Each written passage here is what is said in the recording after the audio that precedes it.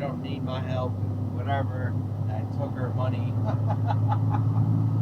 But the first day at Metro, he called in saying he was tired, couldn't drive, and I think he called in another day. But so where do you put the def at in the gas tank? I forget.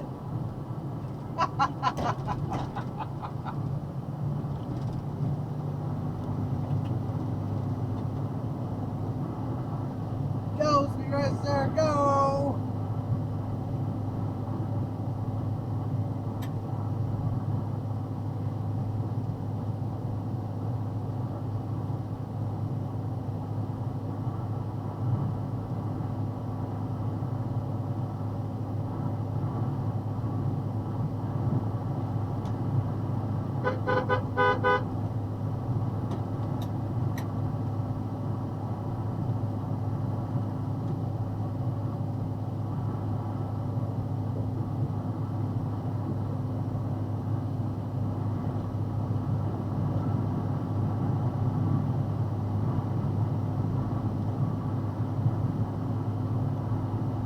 Oh, I did the airport this morning. I had time, so I drove by Metro, and I honked my horn, and Blake looked so confused, and then I came out.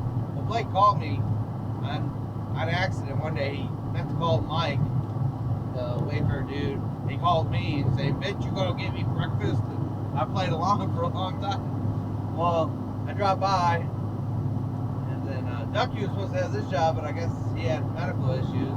Well, now Ducky's doing Wayfair, and you can see, well, Ducky took down my number. I checked out his number. Ducky took down my number, and you can see Blake in, like I'm going to steal his people.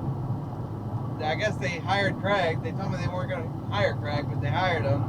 Well, I guess Blake just told me they fired him because they looked at a 900-pound jacuzzi, and Craig almost dropped it on his foot, and then they wanted to argue in front of the customers or something like that.